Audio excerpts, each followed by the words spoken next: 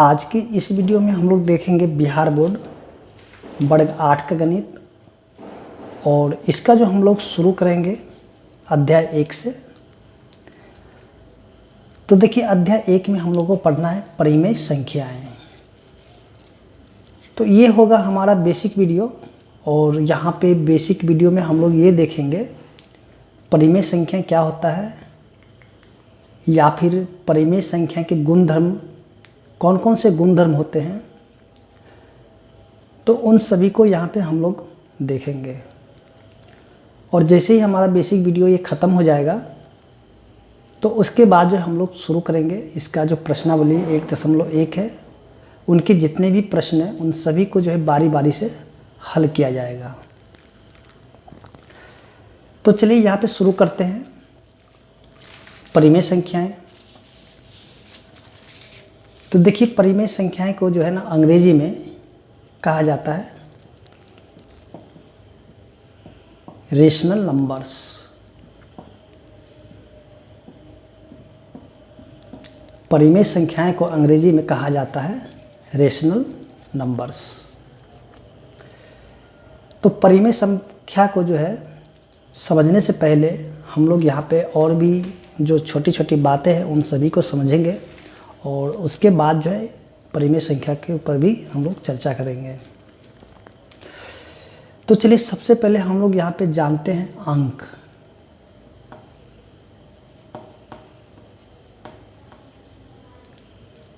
तो देखिए, ये अंक होता क्या है।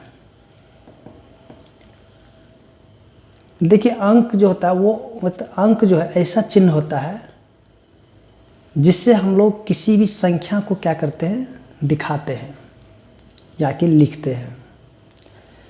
जैसे कि हम यहाँ पे देखेंगे 0, 1, 2, 3, 4, 5, 6, 7, 8 और 9। ये जो अंक क्या होगा, 0 से लेकर के 9 तक होगा, और इनकी संख्या जो है 10 है। आप इसको गिनिएगा तो आपको यहाँ पे 10 मिलेगा। ठीक है, अंकों की संख्या कितनी है, 10।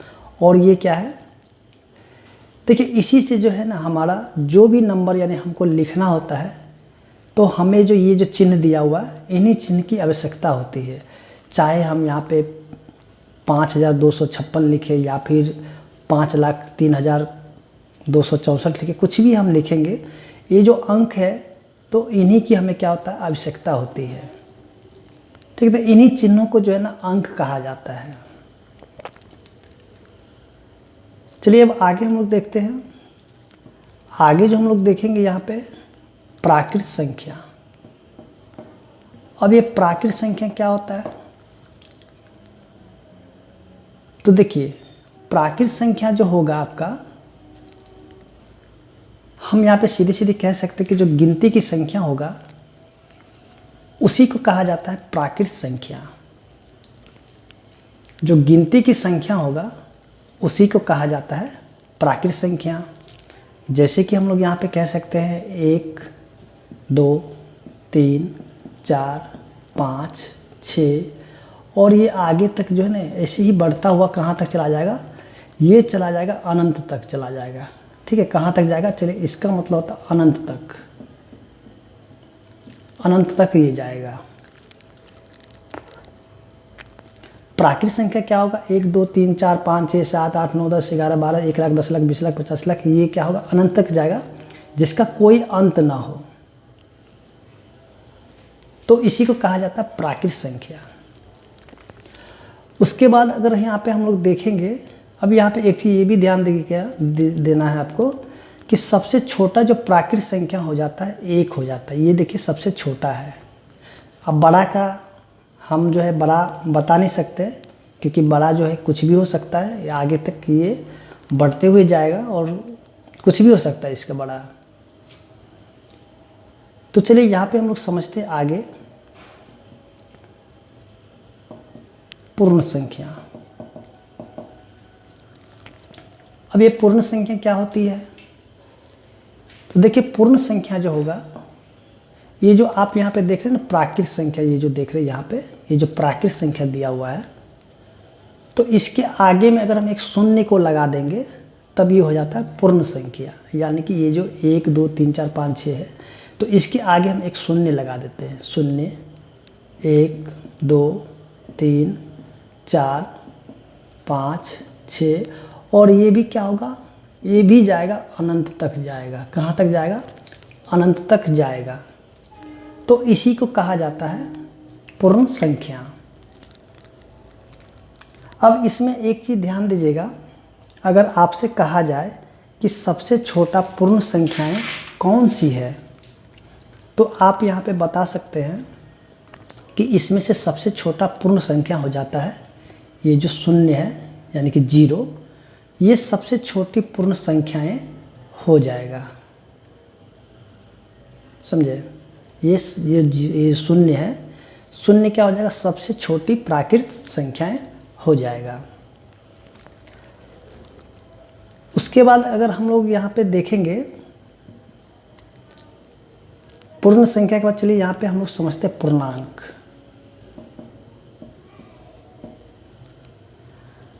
अब ये पूर्णांक क्या होता है, तो चलिए यहाँ पे कुछ संख्या लिखते हैं।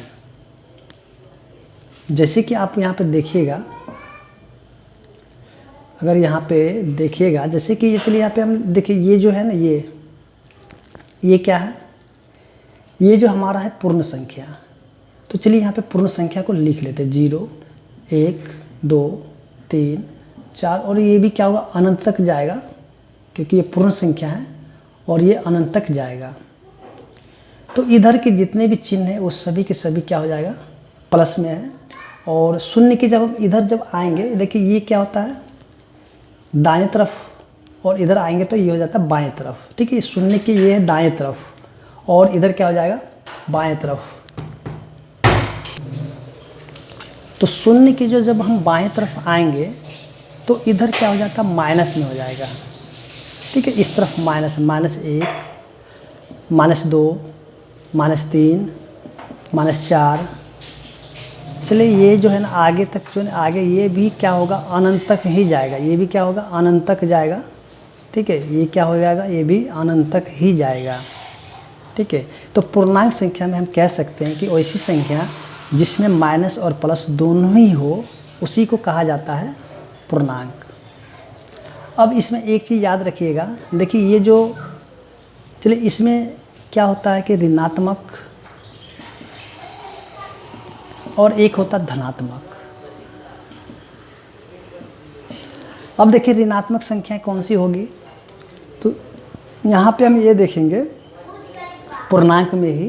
देखिए पूर्णांक में ऋणात्मक क्या होगा, तो देखिए जो माइनस की संख्या होगा ना, -1 -2 -3 -4, तो इसी को कहा जाता है ऋणात्मक। जो संख्या माइनस में होगा उसको कहा जाता है ऋणात्मक। और इसको जो है ना, इसको माइनस में VE के द्वारा, ये जो चिन्ह है माइनस में VE, इसके द्वारा इसको दिखाया जाता है। और यहाँ पे हम लोग देखेंगे जो धनात्मक है, तो धनात्मक यानी कि ये जो प्लस वाले जो संख्या है, आप यहाँ पे देख ही रहे प्लस वाला संख्या, तो ये जो प्लस वाला जो संख्या होगा उसी को कहा जाता है धनात्मक। जैसे कि यहाँ पे 1 2 3 4, और ये भी क्या होगा? आगे तक जाएगा। और इसको जो डिनोट किया जाता है किसी, यानी कि इससे जो है प्लस में VE के द्वारा दिखाया जाता है। किसको? तो ये जो धनात्मक संख्याएं होगा उसको। और इसमें एक चीज़ ये याद रखना है आपको, ये जो शून्य है ना, शून्य शून्य शून्य ना तो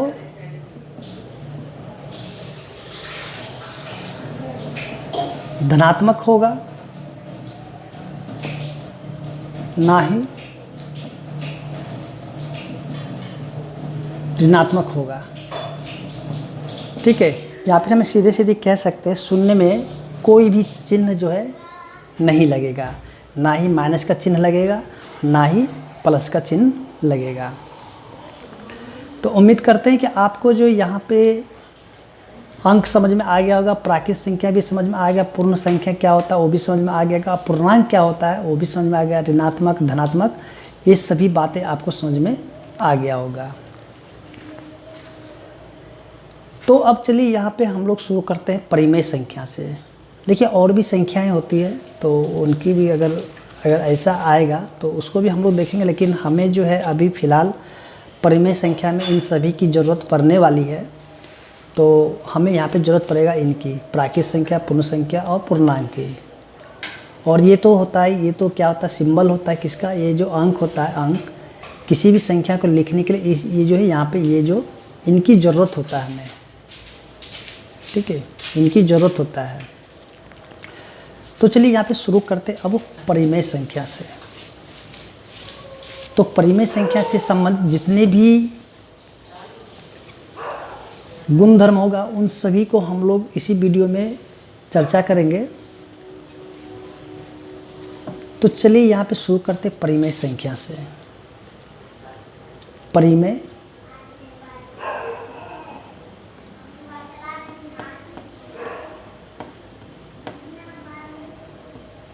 परिमेय संख्या। अब देखिए परिमेय संख्या होता क्या है। तो अगर इसका हम लोग परिभाषा अगर देखा जाए, अगर हम लोग परिभाषा को देखेंगे तो देखिए ये क्या होता है, जिसे हम या फिर जिस संख्या को, कुछ भी लिख सकते हैं आप, जिस संख्या को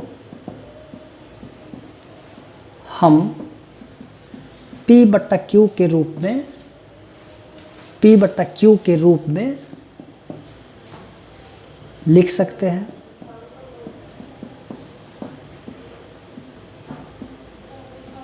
उससे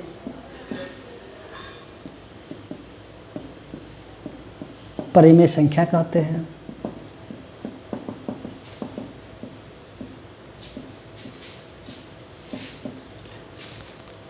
अब देखिए यहाँ पे जिस संख्या को हम P/Q के रूप में लिख सकते हैं उसे परिमेय संख्या कहते हैं। और इसके देखिए यहाँ पे आपको ये याद रखना है क्या, देखिए यहाँ पे जो Q जो है, तो Q जो है ना शून्य के बराबर नहीं होना चाहिए। अगर Q का मान जो है शून्य अगर हो जाएगा तो हम कहेंगे वो जो है हमारा परिमेय संख्या नहीं होगा। तो चलिए यहाँ पे इसका जो कुछ उदाहरण है उसको भी हम लोग जानते हैं। तो देखिए जैसा कि यहाँ पे P/Q है, P/Q, तो देखिए इसके बारे में जो है आप लोग पहले से भी आप लोगों को पता होगा P/Q होता क्या है। अगर नहीं पता है तो चलिए यहाँ पे हम लोग देखते हैं। देखिए आप लोग तो पहले भिन्न तो पढ़े ही होंगे, भिन्न संख्याएं पढ़े ही होंगे। तो जैसा कि आप यहाँ देखिए P/Q, तो जैसे कि हम लोग ये जानते हैं कि P जो है अंश को कहा जाता था, यानी कि अंश, और ये क्या होता है Q क्या हो जाता था, हर हो जाता था।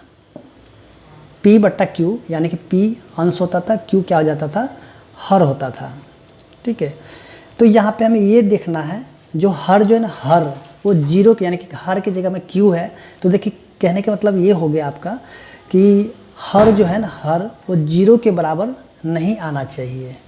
अगर वो जीरो के बराबर अगर हो जाएगा तो उसे हम कहेंगे कि वो परिमेय संख्या नहीं होगा। तो देखिए यहाँ पे अगर इसका कुछ उदाहरण लिया जाए तो चलिए यहाँ पे समझते हैं कि इसके उदाहरण में क्या क्या हो सकता है। चलिए यहाँ पे हम कुछ संख्या को लिखते हैं। जैसे कि हम यहाँ पे देखेंगे 2, उसके देखिए यहाँ पे 3/5 माइनस 2/7। उसके बाद देखिए चलिए यहाँ पे कर लेते हैं, चलिए यहाँ पे 6 कर लेते हैं। और उसके बाद देखिए यहाँ पे और भी लेते हैं, जैसे कि इसको हम देखेंगे रूट में ले लेते हैं 4। अब यहाँ पे समझते हैं रूट में लेते हैं 5, शून्य भी ले लेते हैं, और यहाँ पे 2/0 को भी ले लेते हैं।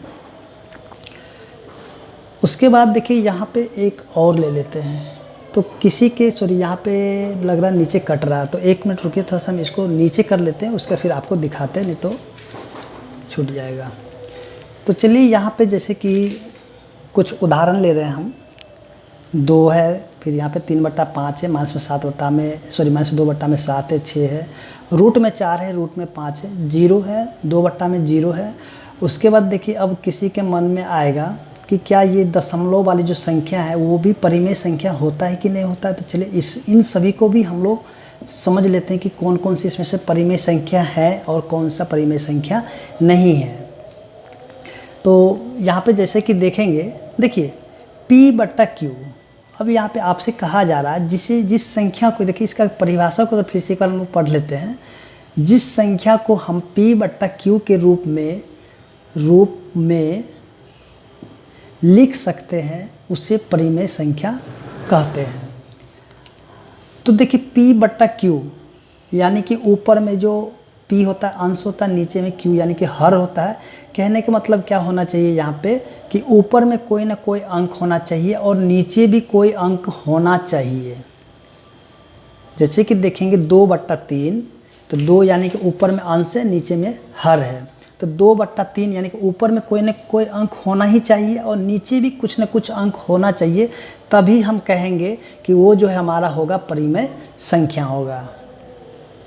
तो क्या यहाँ पे आप अगर देख रहे हैं, जैसे कहते हैं 2/3 तो ये परिमेय संख्या हो गया। क्या अब यहाँ पे देखिए तो आप ये क्या 2 परिमेय संख्या है?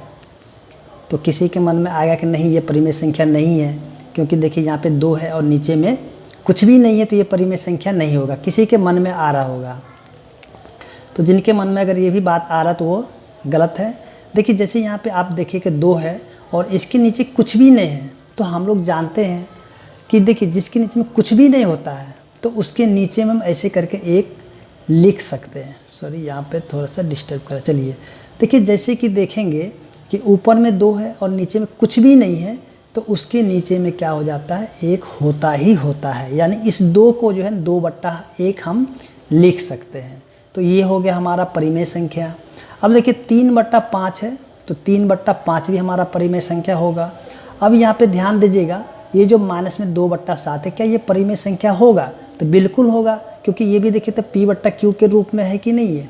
ऊपर में 2 है, नीचे में 7 है, 2/7 है। अब देखिए परिमेय संख्या जो होगा माइनस में भी होगा और प्लस में भी होगा। तो देखिए ये माइनस में और ये जो है प्लस में, ये प्लस में, ये भी प्लस में है और ये क्या माइनस में, तो ये भी हमारा परिमेय संख्या होगा। अब यहाँ पे ध्यान दीजिएगा, ये जो 6 है, तो 6 के नीचे कुछ भी नहीं है, तो इसके नीचे भी हम 1 ऐसे करके लगा सकते हैं, यानी कि 6/1 ये भी परिमेय संख्या हो गया। अब देखिए जो रूट में 4 है, ये जो रूट में 4 है, तो क्या ये परिमेय संख्या होगा? तो देखिए सबसे पहले हम इसका वर्गमूल करेंगे। तो देखिए ये जो रूट में 4 है यानी कि वर्गमूल में 4 है, तो इसको जब हम अगर देखेंगे, चलिए यहाँ पे समझते इसको। अगर हम देखेंगे इस 4 को, तो यहाँ पे हम 2 गुना में 2 लिख सकते हैं। इस 4 को 2 गुना में 2 लिख सकते हैं। अब देखिए यहाँ पे दोनों 2 का जोड़ा, सॉरी यहाँ पे 2 का जोड़ा मिल गया है, तो इसमें से हम क्या करें 1 2 को बाहर निकालेंगे। तो देखिए यहाँ पे 2 तो आ गया। अब यहाँ देखिए पहले 2 था और 2 के नीचे कुछ भी नहीं था, तो 1 है नीचे, है कि नहीं 1, यानी कि 2/1 तो लिख सकते हैं। यानी कि इसके नीचे भी तो हम ऐसे 1 लगा सकते हैं ना, बिल्कुल लगा सकते हैं। तो देखिए ये जो 2/1 हो गया, तो ये भी हमारा क्या हो जाएगा, यानी कि ये जो रूट में 4 था, ठीक, इस रूट में 4 जो था, तो ये भी हमारा परिमेय संख्या होगा। तो यहाँ से हम ऐसे करके यहाँ से निकाल दिए थे 2 गुना 2, तो यहाँ से 1 2 निकला, 2/1 हम इसको लिख सकते हैं इसको, तो हो गया, ये भी परिमेय संख्या हो गया। अब ये बताइए ये जो रूट 5 है, क्या ये परिमेय संख्या होगा? हम कहेंगे कि नहीं होगा। क्यों? क्योंकि 5 का वर्गमूल तो निकलेगा ही नहीं, तो इसलिए ये जो परिमेय संख्या, ये वाला परिमेय संख्या नहीं होगा, ये वाला आपका परिमेय संख्या नहीं होगा। अब ये जो 0 है, 0, क्या ये 0 परिमेय संख्या होगा? तो हम कहेंगे बिल्कुल होगा। देखिए ये जो 2 0 है, तो 0 के नीचे कुछ भी नहीं, तो इसके नीचे में 1 होगा ही होगा, तो ये भी हमारा परिमेय संख्या हो जाएगा। अब देखिए यहाँ जो 2/0 है, 2/0 है, तो क्या ये हमारा परिमेय संख्या होगा? तो ये हमारा परिमेय संख्या नहीं होगा। क्यों नहीं होगा? क्योंकि देखिए 2/0, तो ये जो है ना 0 से हम 2 में भाग नहीं लगा सकते हैं। जब इसको हम भाग लगाएंगे तो ये क्या हो जाएगा, अपरिभाषित होगा। इसको हम लोग कैन नॉट डिफाइन, यानी कि हम इसको डिफाइन नहीं कर सकते, इसलिए ये हमारा परिमेय संख्या नहीं होगा। अब यहाँ पे ध्यान देंगे कि ये जो है ना 0.5, क्या ये हमारा परिमेय संख्या होगा? बिल्कुल होगा।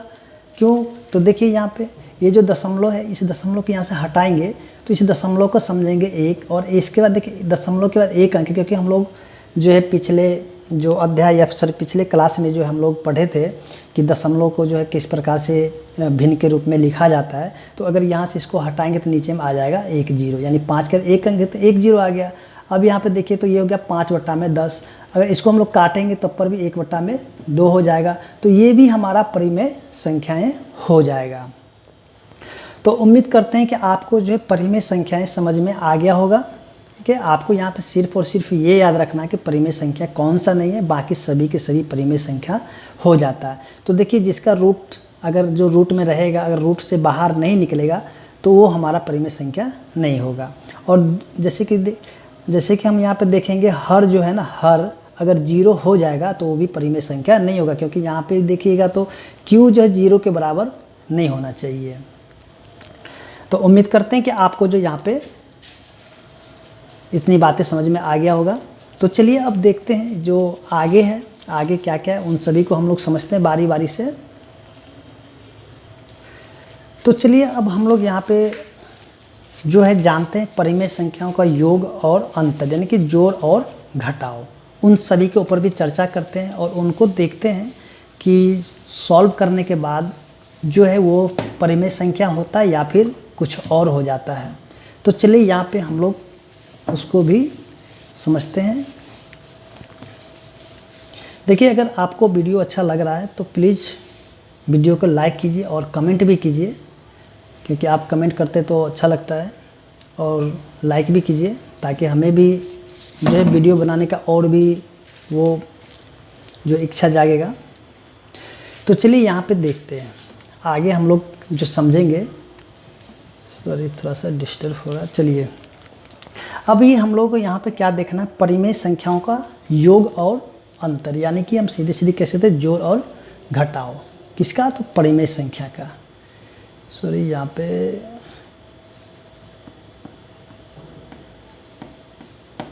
परिमेय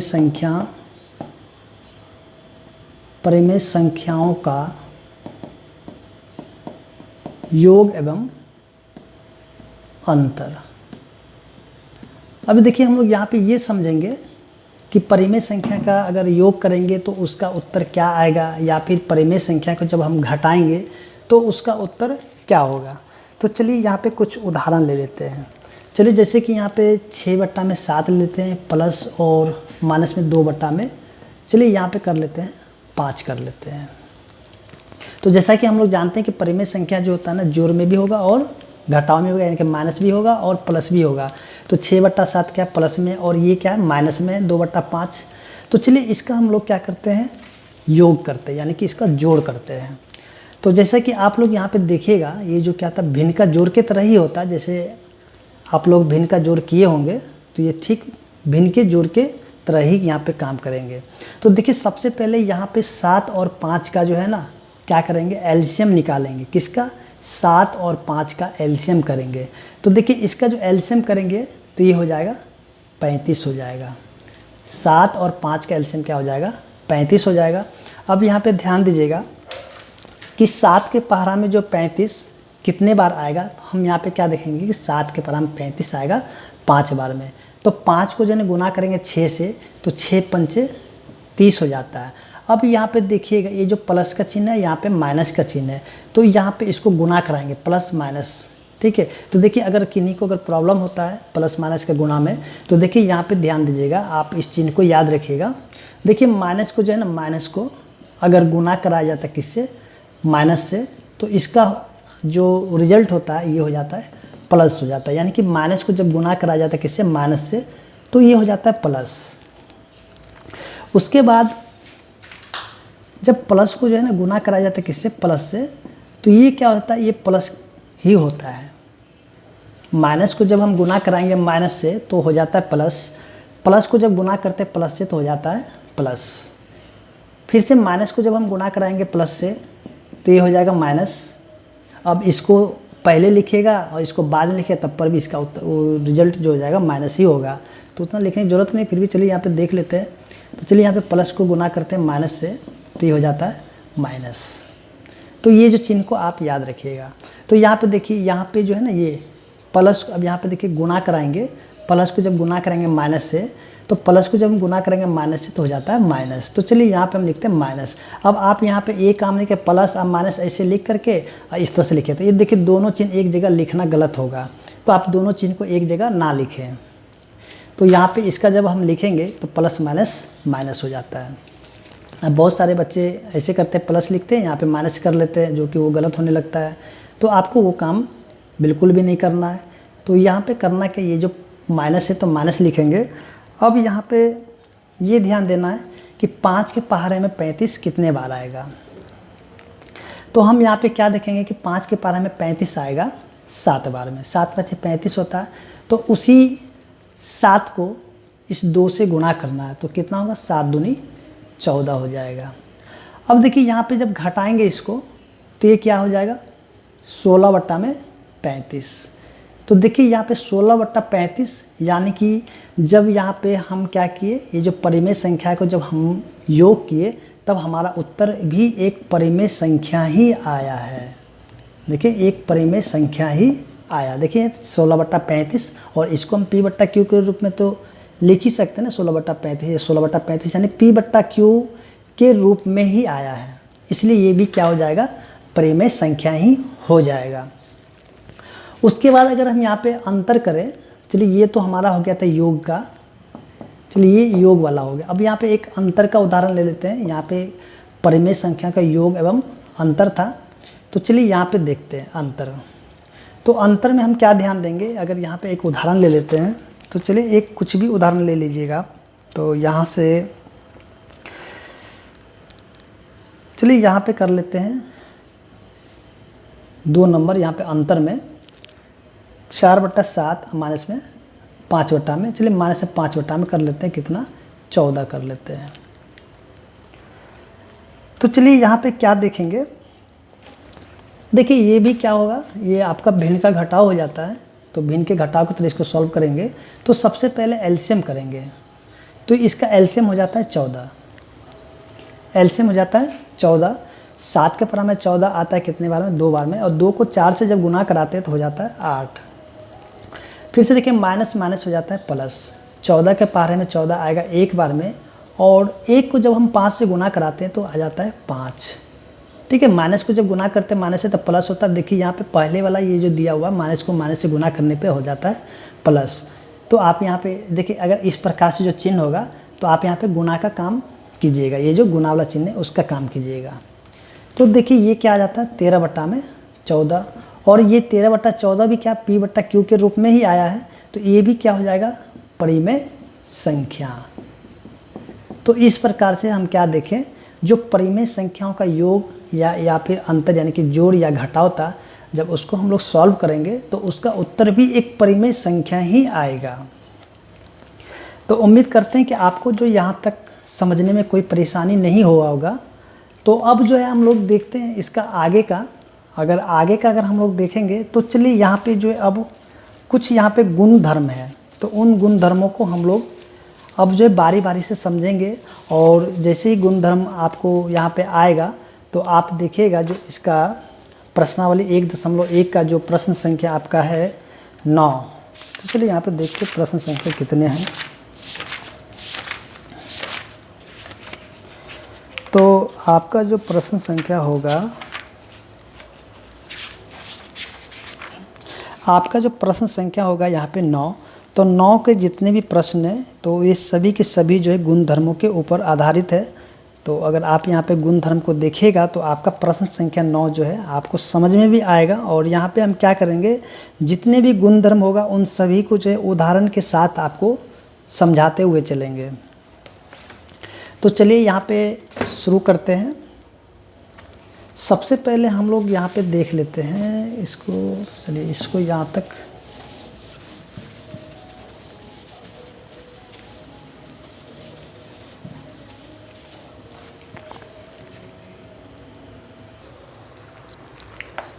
तो चलिए यहाँ पे जो है अब जो हम लोग देखेंगे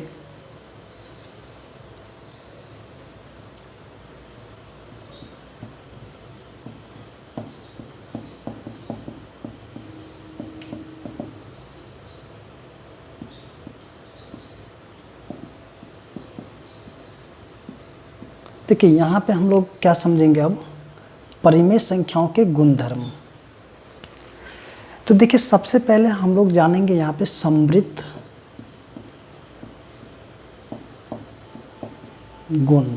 देखिए समृद्ध को जो है ना समरक भी कहा जाता है, समृद्ध को समरक नियम भी कह सकते हैं। तो देखिए ये जो है ना आपका यानी कि योग, अंतर,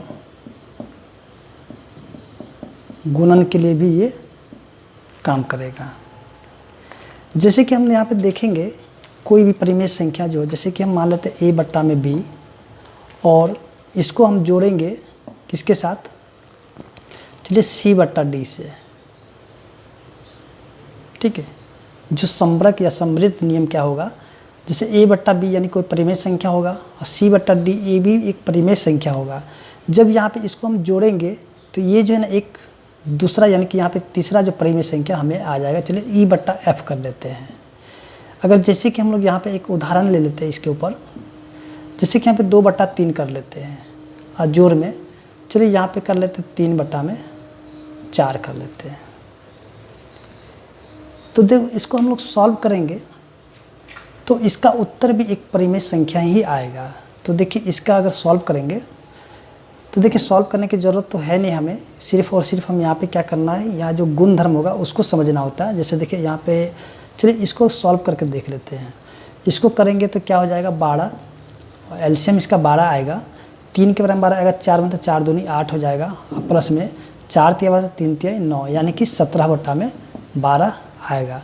तो ये भी एक परिमेय संख्या हो गया, ठीक है। तो समृद्ध या फिर समरक नियम में क्या होगा, आपको जो है ना यहाँ पे a बट्टा b प्लस में c बट्टा d और इसको जब सॉल्व कीजिए तो तीसरा जो परिमेय संख्या यहाँ पे e बट्टा f आ जाएगा। तो इसी को हम लोग कहेंगे समरक या फिर समृद्ध नियम कहेंगे, ठीक है। और इसी में क्या होगा आपका ये जैसे कि a बट्टा a प्लस b है तो यहाँ पे जो है ना यहाँ पे क्या होगा a बट्टा b माइनस में c बट्टा d और यहाँ पे क्या होगा e बट्टा f के बराबर आ जाएगा। जैसे कि यहाँ पे हम कैसे 2 बट्टा 3 अब माइनस में 3 बट्टा में 4, तो ये जो है ना क्या हो जाएगा और इसको घटाएंगे तो माइनस में 1 बट्टा में 12 आएगा। तो ये भी क्या, ये जो आपका हो जाएगा अंतर, ठीक है, यानी कि समृद्ध या फिर समरक नियम का योग, अंतर या फिर गुणन, ठीक है, इसके ऊपर काम करेगा ये। या फिर यहाँ पे हम कह सकते हैं कि a बट्टा b को अगर गुणा कराएंगे c बट्टा d से तो यहाँ पे इसका उत्तर भी जो है ना एक परिमेय संख्या ही आएगा, जैसे कि e बट्टा f होगा। तो यहाँ पे आप उदाहरण के तौर पे आप इसको भी ले सकते हैं, जैसे कि 2 बट्टा में 3 और गुना में 3 बट्टा में 4 और इसको जब सॉल्व कीजिएगा तो ये कट जाएगा और ये कटेगा 2 यानी कि 1 बट्टा 2 यानी कि तीसरा परिमेय संख्या यहाँ पे मिल गया है। तो इस प्रकार से हम लोग देखेंगे जो कि समरक नियम क्या होता था। तो इसको जो हम लोग समझ लिए हैं, तो चलिए आगे हम लोग देखते हैं। यहाँ पे अब हमें क्या समझना है, चलिए ये तो पहला नियम था, आगे के नियम भी हम लोग इसी प्रकार से देखते हुए चलेंगे सभी को। तो आप सभी नियमों को जो है एकदम याद कर लीजिएगा, तभी आपका जो प्रश्न संख्या 9 बनेगा। तो देखिए अगला जो आपका है क्रम विनिमयता। देखिए क्रम विनिमयता, क्रम विनिमयता। अब देखिए क्रम विनिमयता नियम क्या होगा, तो यहाँ पे आप ये देखिएगा कि देखिए अगर आपको जो है ना इस प्रकार से संख्या दे, जैसे कि कह सकते हैं a बट्टा b हो जाएगा और प्लस में चलिए यहाँ पे c बट्टा d कर लेते हैं। तो a बट्टा b प्लस में c बट्टा d यानी कि दो परिमेय संख्या, एक परिमेय संख्या ये हो गया और दूसरा परिमेय संख्या c बट्टा d हो गया। तो इसी को जो है ना फिर से बराबर के उधर जब हम लिखेंगे इसको, तो ये क्या हो जाएगा c बट्टा d पहले लिखा जाएगा, ये जो c बट्टा d है पहले लिखाएगा और बाद में इसको हम लिख देंगे। अगर इस प्रकार से कोई भी संख्या दिया हुआ रहेगा तो हम कहेंगे कि ये जो है हमारा हो जाएगा, ये देखिए ये क्रम विनिमयता है, तो ये हो जाता है आपका योग का, ये क्या होगा योग का क्रम विनिमयता नियम हो जाएगा। इस प्रकार आपको दिया रहेगा तो आप इसको क्या कहिएगा, ये है हमारा योग का क्रम विनिमयता नियम होगा। जैसे कि यहाँ पे कह सकते हैं 2 बट्टा 3 हो, अब प्लस यहाँ पे माइनस, चलिए यहाँ पे 5 बट्टा में 7 कर लेते हैं। अब देखिए जब दूसरी तरफ देखिएगा बराबर के उधर, तो ये जो माइनस में 5 बट्टा 7 है पहले होगा और बाद में इसको लिखेंगे प्लस में 2/3। तो इस प्रकार के जो भी अगर दिया रहेगा तो इसको हम लोग समझेंगे कि ये हमारा होगा योग का क्रम विनिमयता नियम। तो देखिए यहाँ पे बहुत सारे बच्चे के मन में अभी ये भी आ रहा होगा, अगर योग का क्रम विनिमयता होता तो क्या यहाँ पे आपका यहाँ पे जो है क्या अंतर का क्रम विनिमयता होता है कि नहीं होता है? अंतर यानी घटाव का। तो हम कहेंगे कि इसका जो क्रम विनिमयता नहीं होता है, ठीक है, इसका क्रम विनिमयता नहीं होता है, क्योंकि देखिए इसको सॉल्व कीजिएगा और इसको सॉल्व कीजिए तो दोनों का उत्तर जो है ना बराबर होना चाहिए। लेकिन जब अंतर का करेंगे तो अंतर का उत्तर बराबर नहीं होगा, इसलिए अंतर का जो है क्रम विनिमयता नहीं होता। इस चीज़ को आप याद रखिएगा। क्या याद रखना? अंतर का जो है, अंतर यानी घटाव का क्रम विनिमयता नियम इसमें लागू नहीं होता है, ठीक है। अब देखिए यहाँ पे किसी के मन में तो आ रही है, तो हो गई योग का क्रम विनिमयता, तो कहेंगे क्या इसमें गुणन का क्रम विनिमयता होता है? तो बिल्कुल होता है। तो देखिए गुणन का क्रम विनिमयता क्या होगा आपका, तो यहाँ पे देख लीजिए इसको भी, गुणन का क्रम विनिमयता नियम क्या होगा। देखिए गुणन का क्रम विनिमयता नियम जो होगा ना बिल्कुल यही होगा। जैसे कि आप यहाँ पे देख रहे हैं, जहाँ पे यहाँ पे प्लस का चिन्ह है, तो इस प्लस का चिन्ह को हटा करके वहाँ पे हम गुणा का चिन्ह लगा देंगे तो हो जाएगा गुणन का क्रम विनिमयता नियम। जैसे कि देखिए a/b है और यहाँ पे प्लस को हटा करके यहाँ लगाते हैं गुणा में c/d, और ये बराबर के उधर हम देखेंगे तो c/d को हम पहले लिखेंगे और गुणा में a/b हो जाएगा। जब आप इसको सॉल्व कीजिएगा इधर वाले को और इसको भी सॉल्व कीजिए तो दोनों का उत्तर बराबर आ जाएगा, तो इसी को हम कहेंगे क्रम विनिमयता नियम। लेकिन अंतर में जो है ना, अंतर में जब आप इसको अगर माइनस कीजिएगा तो उसका उत्तर बराबर नहीं आएगा, ठीक है, उसका उत्तर जो डिफरेंट हो जाएगा, इसलिए ये जो है इसका नहीं आएगा अंतर का। तो जैसे कि यहाँ पे हम ले लेते हैं 2/3, इसी को देख लेते हैं 2/3 और चलिए गुणा में -5/7, और इसको जब बराबर के दूसरी तरफ लिखेंगे -5/7 और गुणा में ये 2/3। देखिए इसको जब आप सॉल्व कीजिएगा ना तो इधर माइनस में 10/21 आएगा और इसको भी जब सॉल्व कीजिएगा तो माइनस में 10/21 आएगा, कि दोनों का उत्तर बराबर आएगा। तो इस प्रकार के अगर नियम दिया रहेगा तो हम इसको क्या कहेंगे, गुणन का क्रम विनिमयता नियम। तो चलिए अब आगे हम लोग देखते हैं। उम्मीद करते हैं कि आपको जो ये नियम जो है समझ में आ गया कि योग का क्रम विनिमयता नियम क्या होता है और गुणन का क्रम विनिमयता नियम क्या होता है। इसी प्रकार से अगर हम लोग आगे देखेंगे तो देखिए आगे जो हम लोग को देखना है सहचार्यता। देखिए यहाँ पे इसको देखिए सहचार्यता, सहचर्यता, या फिर इसी को जो कोई क्या कह देते हैं इसको, यानी कि इसको जो है ना कोई क्या इसका जो है ना सहचार्यता या सहचारिता नियम भी कहा जाता है, ठीक है। तो सबसे पहले हम लोग यहाँ पे देखेंगे योग का, हम लोग यहाँ पे सबसे पहले इसको योग का देखेंगे, ठीक है। देखिए जैसे कि कोई भी परिमेय संख्या, कि कोई 3 परिमेय संख्या, कोई 3 परिमेय संख्या, तो चलिए यहाँ पे 3 परिमेय संख्या हम ले लेते हैं। जैसे कि देखिएगा a/b जोड़ में, उसके बाद c/d और जोड़ में e/f, ठीक है। और इनको एक जगह ऐसे कर लेते हैं, यानी कि देखिए इन दोनों को एक साथ मिला लेते हैं, इनको अकेले छोड़ देते हैं। अब फिर देखेंगे बराबर में ये वाला, ठीक है। तो यही क्या हो जाएगा, ये जो a/b है, तो चलिए a/b को हम लिखेंगे और जोड़ देंगे इसके साथ c/d के साथ एक बार बराबर, और फिर प्लस में e/f को अकेले रहने देंगे, ठीक है। यानी कि आपको जो है ना 3 परिमेय संख्याएं दिया रहेगा और जैसे कि देखिए दोनों को एक साथ जोड़ेगा और इसको अकेले रहने देगा, और इधर क्या इन दोनों को एक साथ करके, जैसे ये दोनों एक साथ कर लिया गया और इसको e/f को अकेले छोड़ दिया गया। तो जब आप इन दोनों को माने इधर वाले को जोड़िएगा और इधर वाले को जोड़िएगा ना तो दोनों का उत्तर समान आएगा।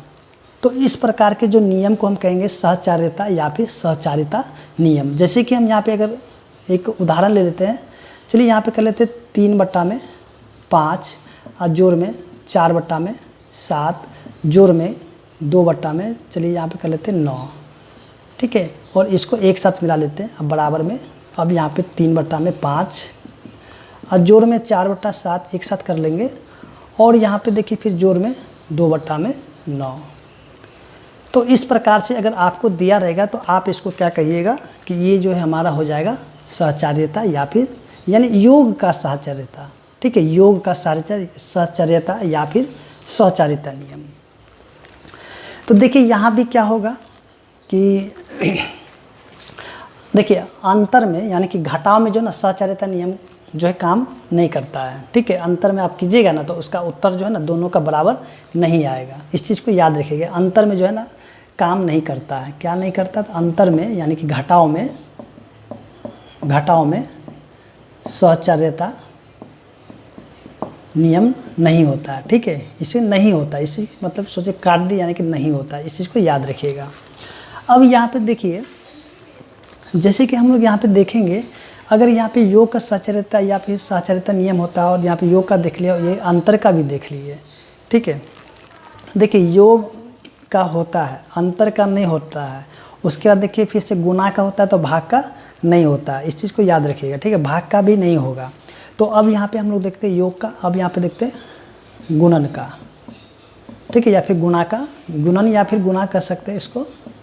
तो क्या गुणा का सहचार्यता नियम काम करता है कि नहीं करता? तो बिल्कुल करता है। जैसे यहाँ पे देखेंगे, इसी को हम ले लेते हैं उदाहरण के तौर पे गुणा में।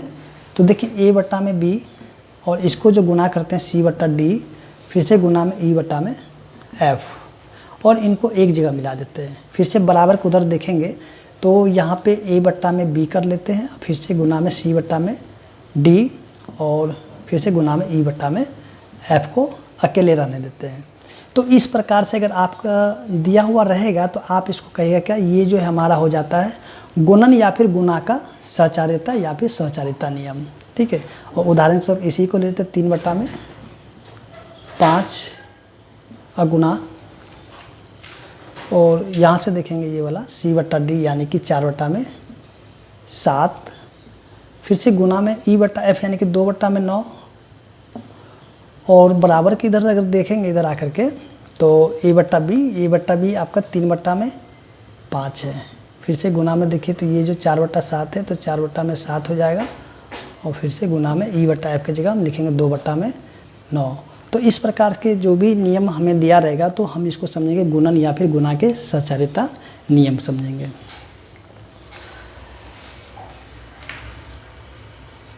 तो चलिए यहाँ पे थोड़ा सा नीचे में कट गया है तो थोड़ा सा आपको नीचे करके हम दिखा देते हैं, यानी कि आपसे थोड़ा सा ध्यान नहीं देने से कट गया थोड़ा सा।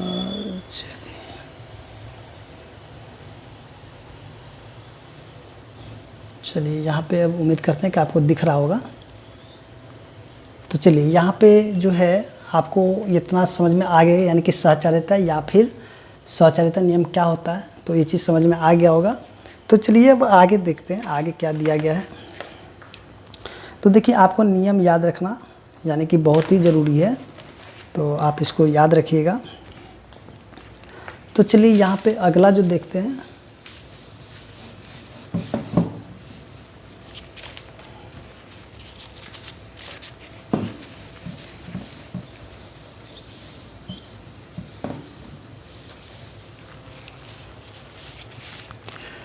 तो देखिए आगे जो हमारा दिया गया है, देखिए आगे हम लोग देखेंगे योज्य तत्समक।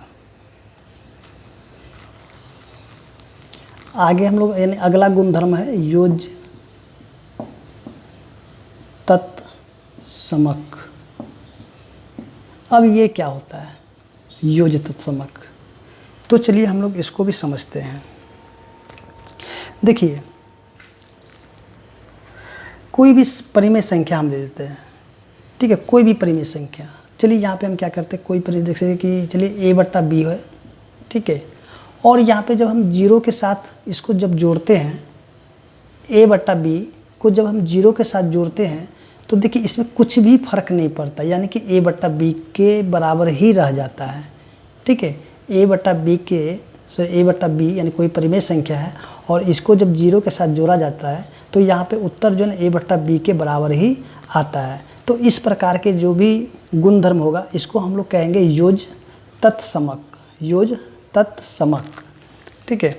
अब जब यहाँ पे हमें सॉरी यहाँ पे तत्समक गलती लिखा गया है, योज तत्समक। ठीक है। तो इस प्रकार के गुणधर्म को हम कहेंगे योज तत्समक। अगर इसका उदाहरण देखेंगे जैसे कि 2/5 ले लेते हैं, ठीक है, प्लस में यहाँ पे 0 कर देते हैं, तो देखिए इसको जब हम सॉल्व करेंगे तो ये हमें जो 2/5 के बराबर ही प्राप्त होगा। तो चलिए इसको हम लोग देख लेते हैं सॉल्व करके। तो देखिए यहाँ पे कुछ भी नहीं तो 1 है और इनका एलसीएम करेंगे तो 5 हो जाएगा। 5 के बराबर में 5 आएगा एक बार में, और 1 को जब हम 2 से गुना कराएंगे तो 2 का 2 होगा। फिर से प्लस में 1 के पारा में 5 आएगा 5 बार में, और 5 को जब हम 0 से गुना कराएंगे तो 0 आएगा। अब बताइए इसको जोड़ेंगे तो कितना आएगा, 2 को जब 0 से जोड़ेंगे तो 2 ही होगा, और ये 5 का 5 रहेगा। देखिए तो यहाँ पे 2/5 के बराबर ही आ गया। तो इस प्रकार के जो भी गुणधर्म होगा इसको हम लोग कहेंगे योज तत्समक। इसी प्रकार से हम लोग अब आगे समझ लेते हैं। देखिए योज तत्समक के बाद हम लोग देखते हैं योज प्रतिलोम। योज प्रतिलोम, तो चलिए यहाँ पे समझते हैं योज प्रतिलोम होता क्या है। योज प्रतिलोम, तो देखिए यहाँ पे कोई भी परिमेय संख्या हम ले लेते हैं, जैसे कि कर लेते हैं a/b। ठीक है, a/b है, तो a/b में हम क्या जोड़ दें जो कि हमें ये जो है ना 0 के बराबर प्राप्त हो जाए। योज्य प्रतिलोम के लिए हम ये याद रखेंगे। देखिए ऐसा परिमेय संख्या, देखिए जैसे कि यहाँ पे देखें a/b है, और इस a/b में हम क्या जोड़ दें जो कि हमें 0 के बराबर प्राप्त हो जाएगा। तो देखिए अगर ये प्लस a/b यानी कि ये प्लस में है, तो अगर यहाँ पे माइनस में a/b को अगर जोड़ेंगे तभी तो ये 0 के बराबर आएगा। तो आपको हमेशा याद रखना है योज्य प्रतिलोम क्या होगा, यानी कि अगर ये प्लस वाला होगा तो इसका उत्तर क्या माइनस वाला हो जाएगा। जैसे कि अगर हम कह सकते हैं यहाँ माइनस 2/3 है, ठीक है, तो इसका योज्य प्रतिलोम क्या होगा, ये जो माइनस है तो माइनस के जब हम यहाँ पे इसको माइनस हटा देंगे तो 2/3 इसका उत्तर हो जाएगा। या फिर यहाँ पे 5/7 होगा, तो इसका अगर योज्य प्रतिलोम करेंगे तो ये जो प्लस में है तो इधर इसका उत्तर हो जाएगा माइनस में 5/7 हो जाएगा। तो इस पर आपको सिर्फ यही याद रखना है कि माइनस में 2 होगा तो इसका उत्तर प्लस में होगा। योज्य प्रतिलोम के लिए आपको सिर्फ और सिर्फ क्या करना है, सिर्फ और सिर्फ करना है कि जो चिन्ह है उस चिन्ह को बदल करके लिख देना होगा। क्यों लिखना होगा, देखिए a/b यानी प्लस में और माइनस में a/b, इसको जब जोड़ेंगे तो 0 के बराबर आएगा। और इसमें देखिए तो ये वाला जैसे देखिए माइनस में 2/3 है और ये प्लस में है तो प्लस में 2/3, इसको जब जोड़िए तो ये भी 0 आ जाएगा। इसमें भी देखिए तो 5/7 है और ये माइनस में 5/7 को क्या करेंगे जोड़ देंगे तो ये भी 0 आ जाएगा। और यहाँ पे देखिए तो माइनस में 2 है और इसमें प्लस 2 करेंगे तो ये भी 0 आएगा। तो योज्य प्रतिलोम के हमें याद रखना है कि जो इसका चिन्ह बदल के लिख देना होगा। जैसे माइनस में 2/3 है, इधर प्लस में 2/3, 5/7 प्लस में है तो इधर माइनस में 5/7 होगा, फिर माइनस में 2 है तो ये प्लस में 2 हो जाएगा। तो इस प्रकार से आपको याद रखना है। तो चलिए अब आगे हम लोग देखते हैं जो अगला इसका पॉइंट है। तो यहाँ पे हम लोग जो है देख लिए, चलिए अब आगे देखते हैं क्या दिया गया है।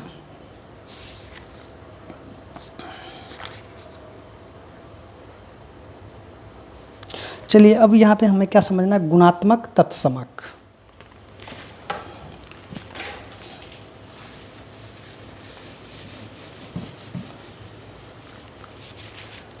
चलिए यहाँ पे गुणात्मक तत्समक हम लोग समझ लेते हैं।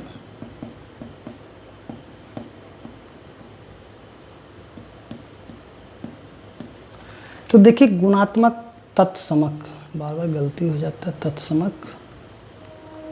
तो देखिए गुणात्मक तत्समक क्या होगा, जैसे कि देखिए कोई भी परिमेय संख्या हम लेते हैं, जैसे p/q ले लेते हैं, ठीक है, और इसको जब हम 1 से गुना कराएंगे तो इसमें क्या होगा, इसमें भी कुछ भी फर्क नहीं पड़ेगा, यानी इसको 1 से जब हम गुना कराएंगे तो p/q के बराबर ही रह जाएगा। तो इस प्रकार के जो गुणधर्म होगा उसको हम लोग कहेंगे गुणात्मक तत्समक। जैसे कि हम 2/3 ले लेते हैं और गुना करते हैं इसको 1 से, तो देखिए इसको जब हम 1 से गुना करेंगे तो ये हो जाता है 2/3 होगा। यानी कि गुणात्मक तत्समक आपको याद रखना है कि कोई भी परिमेय संख्या को जब 1 से गुना, यानी कि 1 से गुना कराइएगा तो वो क्या हो जाता है, आपका गुणात्मक तत्समक कहलाता है। ठीक है, और इसी में जो है हम लोग देख लेते हैं क्या कहता है गुणात्मक प्रतिलोम। चलिए यहाँ पे गुणात्मक प्रतिलोम भी समझ लेते हैं। तो देखिए गुणात्मक प्रतिलोम क्या होगा, जैसे कि हम लोग यहाँ पे देखेंगे a/b है। गुणात्मक प्रतिलोम क्या होगा, देखिए a/b है ना, तो इसी को हम क्या करेंगे, इसको जो है ना उल्टा करके ले, यानी कि देखिए चलिए a/b है, तो a/b को ठीक है हम किससे गुना कर दें जो कि हमें 1 के बराबर प्राप्त हो जाए। गुणात्मक प्रतिलोम में आपको क्या याद रखना है कि देखिए a/b एक परिमेय संख्या है, तो इसमें हम किससे गुणा कर दें जो कि हमें इसका उत्तर जो है ना 1 प्राप्त हो जाए। तो इसके लिए हम क्या करेंगे, देखिए यहाँ पे a/b है तो इसको उल्टा करके लिखेंगे कि b/a में a लिखेंगे। देखिए b से b कट गया और a से a कट गया, तो यहाँ पे 1 बच गया। ठीक है, तो इस प्रकार के जो भी नियम होगा तो इसको हम लोग कहेंगे गुणात्मक प्रतिलोम। जैसे कि देखिए अगर 2/3 हो तो 2/3 का गुणात्मक प्रतिलोम क्या होगा, तो हम सीधे सीधे क्या करेंगे गुणात्मक प्रतिलोम के लिए 3/2 को लिख लेंगे। यानी कि इसको जो यहाँ पे परिमेय संख्या दिया रहेगा तो उसको उल्टा करके लिख देना, यानी कि 3 चला जाएगा ऊपर और 2 आ जाएगा नीचे। तो इस प्रकार के नियम को हम लोग कहेंगे गुणात्मक प्रतिलोम। अब जो है यहाँ पे हम लोग को समझना है, चलिए अब अगला जो है पॉइंट इसका गुणन के योग पर वितरण नियम, या फिर सीधे सीधे हम कह सकते हैं वितरण नियम। देखिए यहाँ पे हम लोग अब देख लेते हैं वितरण नियम। तो वितरण नियम देखिए क्या होगा, चलिए यहाँ पे देखते जैसे कि हम कर लेते हैं a/b गुना में, चलिए यहाँ पे कर लेते हैं a/b गुना में p/q और जोड़ में r/s। ठीक है, और एक चीज़ ध्यान रखिए, यहाँ पे प्लस है तो यहाँ पे माइनस भी हो सकता है, कुछ भी हो सकता है, यहाँ पे प्लस हो या माइनस हो, कुछ भी नहीं है, प्लस या फिर माइनस हो सकता है, यहाँ पे गुना का ही चिन्ह रहेगा। तो देखिए यहाँ पे क्या करेंगे, a/b को, ये जो a/b है इसको एक बार गुना करेंगे ये p/q के साथ। a/b को जो गुना करेंगे p/q के साथ, फिर से देखिए प्लस है माइनस है, तो चलिए यहाँ पे प्लस भी लिखते हैं माइनस भी लिखते हैं। यहाँ पे ये जो है ना, यानी कि ये प्लस में भी हो सकता है।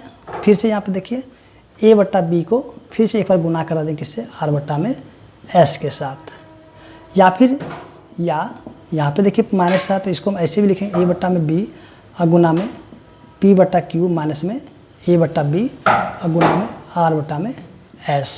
तो इस प्रकार के जो भी गुण धर्म दिया जाएगा तो आप इसको क्या कहिएगा, यहाँ पे वितरण नियम भी, यानी कि वितरण नियम, और इसका जो दूसरा नाम भी होता है बंटन नियम भी कह सकते हैं, इसको बंटन नियम भी कहा जाता है। तो इस चीज़ को याद रखिएगा, इसको वितरण नियम और बंटन नियम यानी कि दोनों ही कह सकते हैं।